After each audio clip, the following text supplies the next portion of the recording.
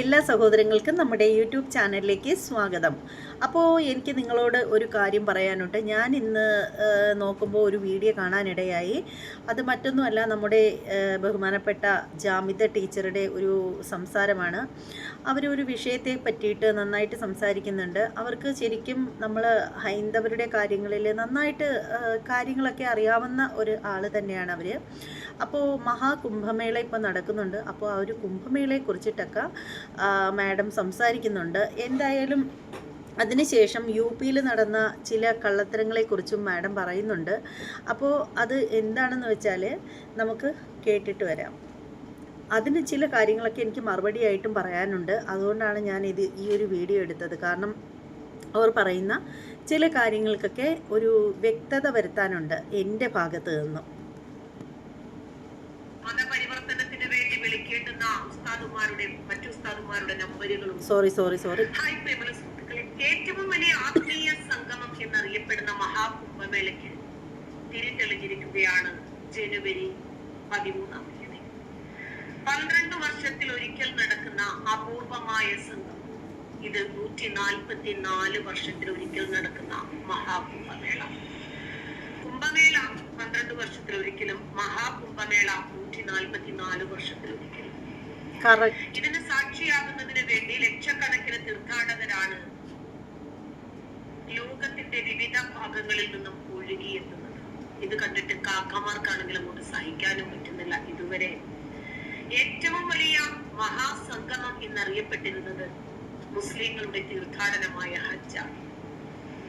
അതിനെയും കടത്തിവെട്ടി കാഫിറുകൾ അവരുടെ അനുഷ്ഠാനങ്ങളും ആചാരങ്ങളും വിശ്വാസങ്ങളും ഒക്കെയായി മുന്നോട്ട് പോകുന്നത് കാക്കമാർക്ക് തീരെ അങ്ങോട്ട് പിടിക്കുന്നില്ല. ഇത് അതിന് പാകിസ്ഥാൻ അല്ലല്ലോ.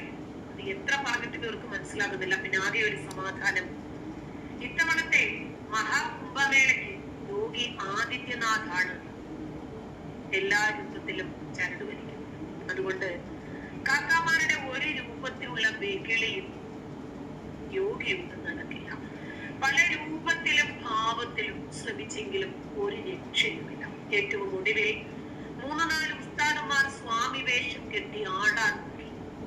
വായിൽ നിന്നറിയാതെ തക്ബീർ ധ്വനികൾ വന്നു, അല്ലാഹു അക്ബർ എന്ന് വന്നു. ഉടനെ സംശയാസ്പദമായ സാഹചര്യത്തിൽ അടുത്തു നിന്ന ആളുകൾ കൂടി പരാതിപ്പെട്ടതോടുകൂടി കാക്കാമാരെ ആ ജനസാഗരത്തിന്റെ നടുക്ക് നിന്നും തൂക്കിയെടുത്തു കൊണ്ടുവന്നു നിർത്തി. നോക്കുമ്പോൾ ബാഗിനകത്ത് ഖുർആനുണ്ട്, ലഘുലേഖകളുണ്ട്, സീഡികളുണ്ട്, വിളിക്കേണ്ടുന്ന മതപരിവർത്തനത്തിന് വേണ്ടി വിളിക്കേണ്ടുന്ന ഉസ്താദുമാരുടെ മറ്റു ഉസ്താദുമാരുടെ നമ്പറുകളുണ്ട്. എല്ലാമായി അല്ല, മഹാകുംഭമേളയ്ക്ക് വരുമ്പോൾ എന്തിനാണ് ഹൈന്ദവ സന്യാസിമാർ ഖുർആൻ കൊണ്ടുവരുന്നത് എന്നതായി ചോദ്യം. നിങ്ങൾ എവിടുത്തെ സന്യാസിമാരാണ്? പേരെന്താണ് നിങ്ങളുടെ? ശരി, എന്നാൽ നിങ്ങൾ ഇന്ന ശ്ലോകം ഒന്ന് ചൊല്ലൂ എന്ന് പറഞ്ഞപ്പോൾ അതറിയുന്നില്ല. ഹൈന്ദവ വിശ്വാസത്തെ സംബന്ധിച്ച് ചോദിച്ചപ്പോൾ അതറിയില്ല. എന്നാൽ നിങ്ങൾ സൂറത്തുൽ ഫാത്തിഹ ഒന്ന് പാരായണം ചെയ്യൂ എന്ന് പറഞ്ഞപ്പോൾ ഈ 3-4 പുരോഹിതന്മാരും ഒരുമിച്ച് ഖുർആൻ പാരായണം ചെയ്യാത്തത് ബുദ്ധിയില്ലല്ലോ. ബാങ്ക് വിളിക്കാൻ പറഞ്ഞപ്പോൾ അതും നല്ല സ്പഷ്ടമായും കൃത്യമായും ബാങ്കും ഇക്കാമത്തും ഒക്കെ അങ്ങനെ വിളിച്ചിട്ട് എവിടെയാണ് നമസ്കരിക്കേണ്ടതെന്നും കൂടി ചോദിച്ചപ്പോഴൊക്കെയായി. അംഗസ്നാനം ചെയ്യാൻ പറഞ്ഞപ്പോൾ ഇസ്ലാമിക രൂപത്തിൽ വധു എടുത്ത് കാണിച്ചു. ഹിന്ദുക്കളുടെ അംഗസ്നാനം വേറെയുണ്ട്. അതോടുകൂടി ഇവരുടെ സകലമാന കള്ളത്തരങ്ങളും വെളിച്ചത്തായി. ഇത്തവണത്തെ കുംഭമേളയിൽ 40 കോടിയിലധികം ജനങ്ങൾ ഇതിനകത്ത് സംഗമിക്കും എന്നാണ് യോഗിയുടെ കണക്കുകൂട്ടൽ. അദാനി ഗ്രൂപ്പുമായി സഹകരിച്ച international society for Krishna consciousness അഥവാ ഇസ്കോൺ, മറന്നിട്ടില്ലല്ലോ. ബംഗ്ലാദേശിലെ ഇസ്കോണിന്റെ നേതാവാണല്ലോ കൃഷ്ണദാസ്, ചിന്മയി കൃഷ്ണദാസ്. അദ്ദേഹത്തെ അറസ്റ്റ് ചെയ്തതുമായി ബന്ധപ്പെട്ടിട്ടാണല്ലോ ഇന്ന് ബംഗ്ലാദേശിൽ പ്രശ്നങ്ങൾ ഉടലെടുത്തുകൊണ്ടിരിക്കുന്നത്. ഹൈന്ദവ വംശഹത്യയെ ചോദ്യം ചെയ്തു പോയി ഇസ്കോൺ നേതാവ് കൃഷ്ണദാസ്. അതിന്റെ പേരിലാണ് അദ്ദേഹത്തിന് ജാമ്യം പോലും നിഷേധിച്ച് അദ്ദേഹത്തിന് ജാമ്യം എടുക്കാൻ വേണ്ടി വന്ന വക്കീലിനെയും പഠിച്ച് അവശനാക്കി. ഇതൊക്കെ ബംഗ്ലാദേശിൽ നടന്നു. ആ ബംഗ്ലാദേശ് നമ്മുടെ നാട്ടിൽ ആവർത്തിക്കാനാണ് ഇവർ ശ്രമിച്ചുകൊണ്ടിരിക്കുന്നത്. ഇരിക്കട്ടെ. അപ്പൊ ഇസ്കോണും അദാനി ഗ്രൂപ്പുമായി സഹകരിച്ച് കുംഭമേളയിലേക്ക് എത്തുന്ന 1 ലക്ഷത്തോളം ഭക്തർക്ക് ദിനേന ഭക്ഷണം നൽകുന്നുണ്ട്. കുംഭമേളയ്ക്കിടയിൽ അതെന്തെങ്കിലുമൊക്കെ ആവട്ടെ അല്ലേ. അതേക്കുറിച്ചൊന്നും നമുക്കറിയേണ്ട കാര്യമില്ല. കുംഭമേളയിൽ എത്തുന്ന സ്വാമിമാർക്കെല്ലാം അഭിനന്ദനങ്ങൾ. അവരെ അതുപോലെ തന്നെ ഇനിയും ഈ ഒരു കുംഭമേളയിൽ എത്തുന്ന സ്വാമിമാർക്ക് ഇനിയും ഒരുപാട് കുംഭമേളകളിൽ എത്താനുള്ള ദീർഘായുസ്സും ആയുരാരോഗ്യ സൗഖ്യവും ഈശ്വരൻ നൽകട്ടെ എന്ന് ഞാൻ പ്രാർത്ഥിക്കുന്നു. സ്വാമിമാർക്ക് എല്ലാവർക്കും ആയുരാരോഗ്യ സൗഖ്യത്തിന് വേണ്ടിയിട്ട് ഞാൻ പ്രാർത്ഥിക്കുന്നു. അപ്പോൾ ഇതല്ല ഇവിടെ വിഷയം. എനിക്ക് പറയാൻ തോന്നിയൊരു കാര്യമെന്ന് വെച്ചാൽ, നമ്മുടെ ടീച്ചർ പറഞ്ഞ ഒരു സംഭവം എന്ന് വെച്ചാൽ, കുംഭമേളയിൽ പങ്കെടുത്ത സ്വാമിജിമാരുടെ വേഷത്തിൽ മുസ്ലിങ്ങൾ വന്നു. വന്നിട്ട് അവർക്കൊപ്പം ആടുകയും പാടുകയും ഒക്കെ ചെയ്തു. അതിൻ്റെ ഇടയിൽ അറിയാതെ വായിൽ നിന്നും ഈ പറയും പോലുള്ള അവരുടേതായിട്ടുള്ള വാക്കുകൾ, അല്ലാഹു അക്ബർ അതുപോലെയുള്ള വാക്കുകളൊക്കെ വന്നു. അപ്പോൾ അങ്ങനെ ചുറ്റും നിന്ന ആളുകൾ കേട്ടിട്ട് കംപ്ലൈൻറ്റ് ചെയ്തു. ആദിത്യനാഥ് വിളിപ്പിച്ചു, കാര്യങ്ങൾ തിരക്കി, ഒടുവിൽ അങ്ങോട്ടും ഇങ്ങോട്ടും വിചാരണ ചെയ്തു. വിചാരണയിൽ ഒടുവിൽ എല്ലാ കള്ളിയും വെളിച്ചത്തായി എന്ന് പറയുന്നു. ഓക്കെ, അപ്പോൾ ഇത് പറഞ്ഞ മാഡത്തോട് എനിക്കൊരു കാര്യം ചോദിക്കാനുണ്ട്. മാഡത്തോട് മാത്രമല്ല, പൊതുവേ ചോദിക്കാനുള്ളൊരു ചോദ്യമാണ്. ശരിയാണ്, ആ ചെയ്തതിനെ ഒരിക്കലും ശരി എന്ന് പറയാൻ പറ്റില്ല. അവർ ചീറ്റ് ചെയ്യുക തന്നെയാണ് ചെയ്തത്. അവർക്ക് വേണമെങ്കിൽ ഒരു കാര്യം ചെയ്യാമായിരുന്നു.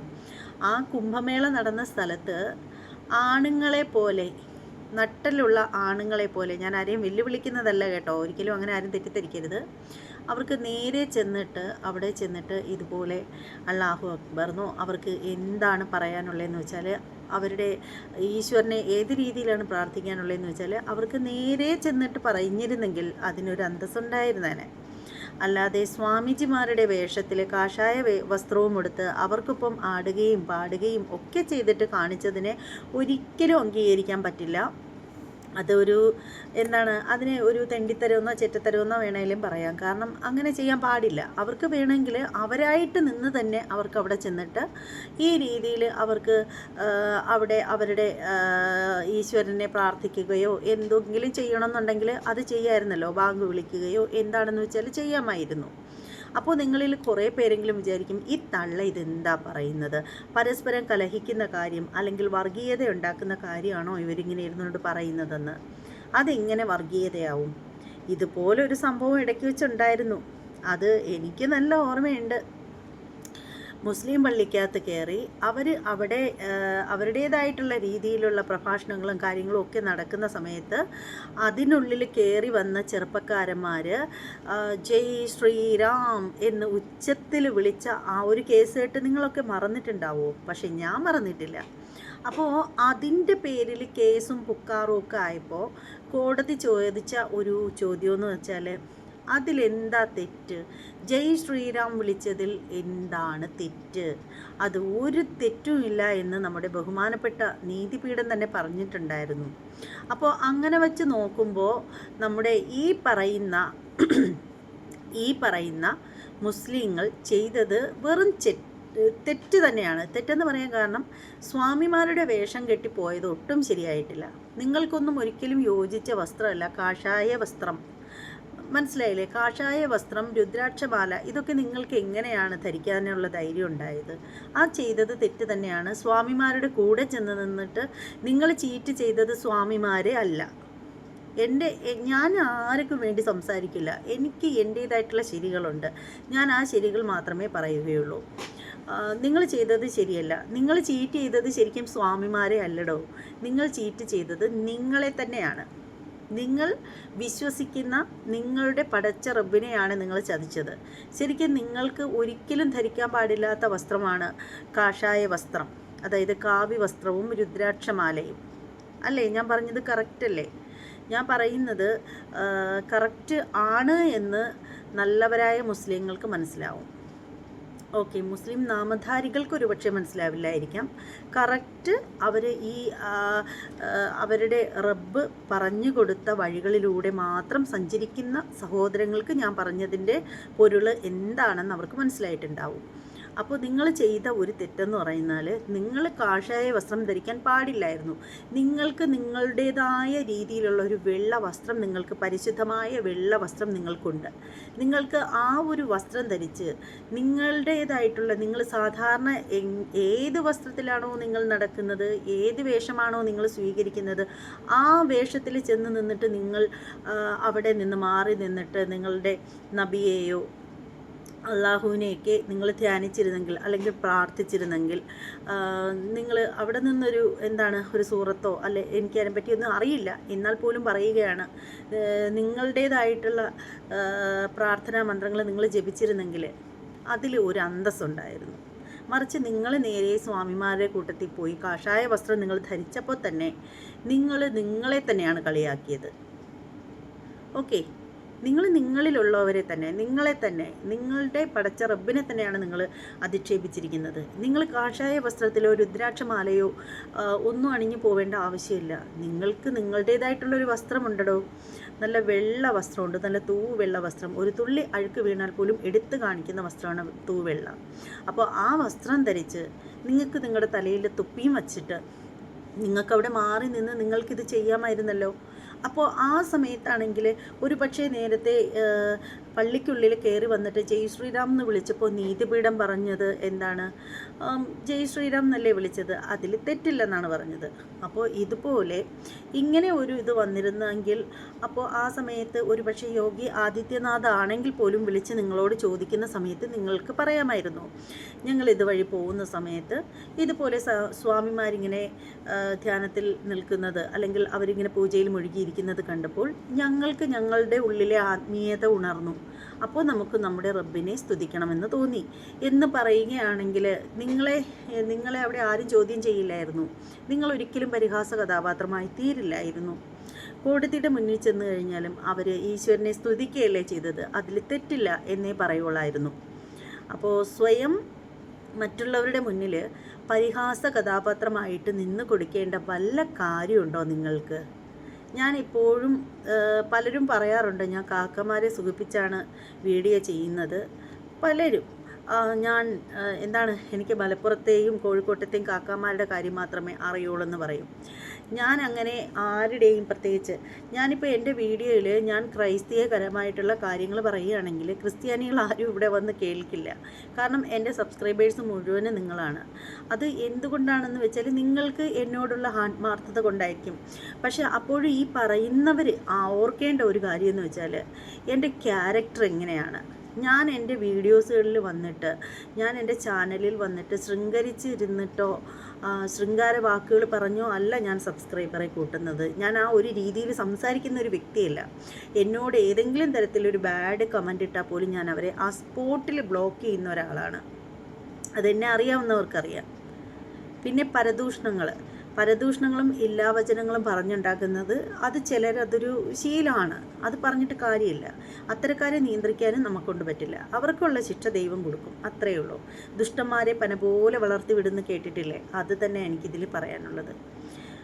അപ്പോൾ ഇതൊക്കെയാണ് കാര്യമെന്ന് പറയുന്നത്. ഈ ഒരു വിഷയം കേട്ടപ്പോൾ എനിക്ക് ഈ ഒരു കാര്യം ഓർമ്മ വന്നു. അപ്പോൾ അത് പറയാൻ വേണ്ടിയിട്ട് തന്നെയാണ് ഞാൻ ഈ ഒരു വീഡിയോയുമായിട്ട് വന്നത്. പക്ഷേ പിന്നെ ഇതിൻ്റെ ഇടയിലൊരു രസമുണ്ട് കേട്ടോ. ഇതിൻ്റെ ഇടയിൽ സംഭവിച്ചൊരു രസമെന്ന് പറഞ്ഞാൽ, ഇപ്പോൾ ഈ അടുത്ത സമയത്ത് ഞാനത് വീഡിയോ ഒന്നും ചെയ്തിട്ടുണ്ടായിരുന്നില്ല. എന്നുവെച്ചാൽ ഒട്ടുമിക്ക ആളുകളും ചെയ്തിട്ടതിന് ശേഷമാണ് ഞാൻ ആ ന്യൂസ് അറിഞ്ഞത് തന്നെ. അപ്പോൾ അതെന്താണെന്ന് വെച്ചാൽ, തൃശ്ശൂരിൽ നമ്മുടെ ഗുരുവായൂർ ക്ഷേത്ര പരിസരത്ത് തുളസിച്ചെടിയെ ഇതുപോലെ ഒരു വൃത്തികെട്ട വായി നോക്കി നശിപ്പിച്ചു. അതെന്ന് പറഞ്ഞാൽ, ആ പുള്ളിക്കാരൻ എന്ന് പറഞ്ഞാൽ ഒരു മുസ്ലിം സഹോദരനാണ്. മറ്റ് മുസ്ലിം സഹോദരങ്ങളെ പറയിക്കാനുണ്ടായ ഒരു മുസ്ലിം നാമധാരി, നല്ല ദൈവഭയത്തിൽ ജീവിക്കുന്ന സഹോദരന്മാരെ പറയിക്കാനുണ്ടായ ഒരലവലാതി. അത്രേ അയാളെക്കുറിച്ച് പറയാൻ കഴിയുള്ളൂ. ഈ വൃത്തികെട്ടവൻ വന്നിട്ട് ഗുരുവായൂരിൽ തുളസിച്ചെടി നശിപ്പിച്ചു എന്നാണ് കേട്ടത്. നമ്മൾ ഹൈന്ദവരെ സംബന്ധിച്ചിടത്തോളം തുളസിച്ചെടിയെ നമ്മൾ ലക്ഷ്മി ദേവിയായിട്ടാണ് സങ്കല്പിച്ചിരിക്കുന്നത്. അതായത് ഈ 3 ദേവിമാരുണ്ടല്ലോ, ലക്ഷ്മി ദേവി, സരസ്വതി ദേവി, അതുപോലെ തന്നെ പേരും മറന്നുവല്ലോ ദൈവമേ, ലക്ഷ്മി, സരസ്വതി, പാർവതി ആണെന്ന് തോന്നുന്നു. ഈ അല്ല, ഗംഗാദേവി. ഇവർ ഗംഗാദേവിയല്ലേ, ഈശ്വര അത് മറന്നും പോയല്ലോ. ശരിക്കും പറഞ്ഞാൽ ഇപ്പോൾ ഈ അടുത്ത സമയത്ത് നല്ല മറവിയുണ്ട് കേട്ടോ എനിക്ക്. എന്തായാലും 3 ദേവിമാരുണ്ട്. നാരായണൻ്റേത് ലക്ഷ്മി ദേവി, ബ്രഹ്മദേവൻ്റേത് സരസ്വതി ദേവി, മഹാദേവൻ്റേത് ശ്രീ പാർവതി. ഇതിനാണ് ഞാൻ ഇങ്ങനെ കിടന്ന് ഇരുട്ടിൽ തപ്പിയത്. അത്രയും ഞാൻ ഇങ്ങനെ ആക്കിയതുണ്ടല്ലോ, മറവീരത് കൊണ്ട് പെട്ടെന്ന് ഇങ്ങനെ ആക്കിയതാണ്. ഇത് വേറെ വല്ലവളും കണ്ടു കഴിഞ്ഞാൽ തലനിറച്ച് പേനെന്ന് പറയും. അപ്പോൾ ഈ ലക്ഷ്മി ദേവിയും സരസ്വതി ദേവിയും പാർവതി ദേവിയും കൂടെ തമ്മിലൊരു തർക്കം ഉണ്ടായപ്പോഴത്തേക്ക് അങ്ങോട്ടും ഇങ്ങോട്ടും പണ്ട് കാലത്ത് അവർ പരസ്പരം ശപിക്കുകയുണ്ടായിട്ട്. അപ്പോഴും ലക്ഷ്മി ദേവിയെ ഗംഗാദേവി ശപിച്ചതെന്ന് വെച്ചാൽ, നീ ഭൂമിയിൽ വന്നിട്ട് ഒരു സസ്യമായി തീരട്ടെ എന്ന് പറഞ്ഞിട്ട് ശപിച്ചു. അപ്പോൾ ആ ലക്ഷ്മി ദേവിയാണ് പിൽക്കാലത്ത് തുളസി ചെടിയായിട്ട് വന്നത് എന്നാണ് നമ്മുടെ ഒരു വിശ്വാസം. അതുപോലെ തന്നെ നമ്മുടെ സരസ്വതി ദേവി അതിൽ മറ്റേ പാർവതി ദേവിയെ, നിനക്കൊരിക്കലും ഒരു കുഞ്ഞിനെ പ്രസവിക്കാനുള്ള കഴിവില്ലാതെ പോട്ടെ, നീ ഒരിക്കലും ഒരു കുഞ്ഞിനെ ഉദരത്തിൽ ചുമന്ന് പ്രസവിക്കാനോ പാലൂട്ടി വളർത്താനോ ഉള്ള ഒരു കഴിവ് നിനക്കുണ്ടാവില്ലെന്ന് പറഞ്ഞിട്ട് പാർവതി ദേവിയെയും ശപിച്ചു. ഈ 3 പെണ്ണുങ്ങളും അങ്ങോട്ടും ഇങ്ങോട്ടും ശപിച്ചു കളിച്ചു, അങ്ങനെ വേണം പറയാൻ. പിന്നെ മറ്റേ ദേവിയെ, സരസ്വതി ദേവിയെ, നീ ഇതുപോലെ ഭൂമിയിൽ ഒരു നദിയായി ഒഴുകട്ടെ എന്ന് പറഞ്ഞിട്ട് ശപിച്ചു. അപ്പോൾ നിന്നിൽ വരുന്നവരെല്ലാവരും അതായത് പുണ്യമുള്ള ജലമായിട്ടുള്ള, അതാണ് പുണ്യ ഗംഗ എന്ന് പറയുന്നത്, ഗംഗാ നദിയായി പോട്ടെ എന്ന് പറഞ്ഞ് ശപിച്ചു. അതുപോലെ തന്നെ നിന്നിലൂടെ മൃതദേഹങ്ങൾ ഒഴുകി നടക്കും എന്നൊക്കെ പറഞ്ഞിട്ട് ശപിച്ചു എന്നാണ് പറയുന്നത്. അപ്പോൾ നമ്മൾ ലക്ഷ്മി ദേവിയുടെ ഭൂമിയിലേക്ക് വന്ന സസ്യമായിട്ട് വന്നുള്ളൊരു അവതരിച്ച ആ ഒരു സസ്യമായിട്ടാണ്, അപൂർവ സസ്യമായിട്ടാണ് നമ്മൾ തുളസി ചെടിയെ കണ്ടുവരുന്നത്, ആരാധിക്കുന്നത്. തുളസി ചെടി നമ്മൾ അഗ്നിയിൽ പോലും ഹോമിക്കാൻ പാടില്ലെന്നാണ് പറയുന്നത്. അപ്പോൾ പക്ഷേ ഈ എന്താണ്, ഗണപതി ഹോമം നടത്തുന്ന സമയത്ത് അവർ അഗ്നിയിലിടും. അല്ലാതെ നമ്മൾ സാധാരണ മനുഷ്യർ തുളസിച്ചെടി കത്തിക്കാനോ നശിപ്പിക്കാനോ പാടില്ല. സന്ധ്യ കഴിഞ്ഞാൽ തുളസിയുടെ ഇല നുള്ളാൻ പാടില്ല. തുളസിയെ ഇങ്ങനെ ആക്രാന്തം പിടിച്ച് ഒടിച്ചെടുക്കാൻ പാടില്ല, നുള്ളിയെ എടുക്കാവൂ. അങ്ങനെയൊക്കെ ഉണ്ട് ശാസ്ത്രങ്ങൾ. അപ്പോൾ ഈ തുളസിച്ചെടിയെ ഗുരുവായൂർ ക്ഷേത്ര പരിസരത്ത് വന്നിട്ട് ഒരു വായി നോക്കി നശിപ്പിച്ചു എന്നും പറഞ്ഞിട്ട്, എന്തായാലും അയാളുടെ പേരൊന്നും പറയുന്നില്ല, ആ തുളസിച്ചെടിയെ നശിപ്പിച്ചു. എന്നിട്ട് അയാളുടെ, അത് പറയാൻ ബുദ്ധിമുട്ടുണ്ട് എനിക്ക്, ഏതാണ്ട് ഹെയറോ എന്തോ അവിടെ ഉപേക്ഷിച്ചു എന്നോ ഇട്ടെന്നോ ഒക്കെ പറഞ്ഞിട്ട് വലിയ വാർത്തയുണ്ടായിരുന്നു.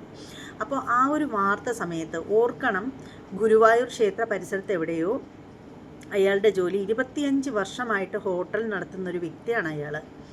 ആ വ്യക്തിക്ക് മാനസിക രോഗം, ഭ്രാന്ത് ഉണ്ടെങ്കിൽ അയാൾക്ക് 25 വർഷമായിട്ട് ഹോട്ടൽ നടത്താൻ പറ്റുമോ എന്ന് എനിക്കറിയില്ല.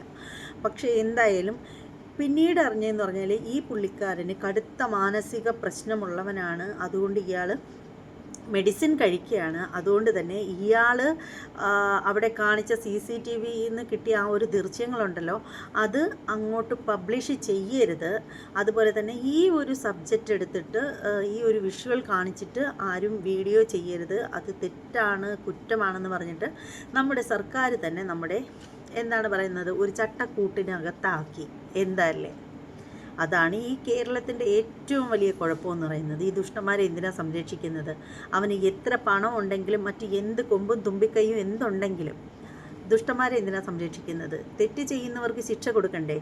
അങ്ങനെ കൊടുത്തില്ലെങ്കിൽ നാളെ വീണ്ടും ഇതുപോലെ മാനസിക രോഗികളുടെ എണ്ണം കൂടും. അതാണ് ഇപ്പോഴും സംഭവിച്ചുകൊണ്ടേയിരിക്കുന്നത്. അങ്ങനെയുള്ള കാര്യങ്ങളൊക്കെ വരുമ്പോൾ ചില കാര്യങ്ങളിൽ ആദിത്യനാഥ് ബെറ്ററാണെന്ന് പറയാതെ വയ്യ. എല്ലാ കാര്യത്തിലൊന്നുമല്ല, എല്ലാവരും കണക്ക് തന്നെയാണ്. പക്ഷേ ചില കാര്യങ്ങളിൽ ശിക്ഷാവിധികൾ കൊടുക്കുന്ന കാര്യത്തിൽ ഓക്കെ, അത് നമ്മുടെ കേരളത്തിൽ എന്തായാലും ഇവിടുത്തെ ശിക്ഷാവിധി കൂടിപ്പോയതുകൊണ്ടായിരിക്കും.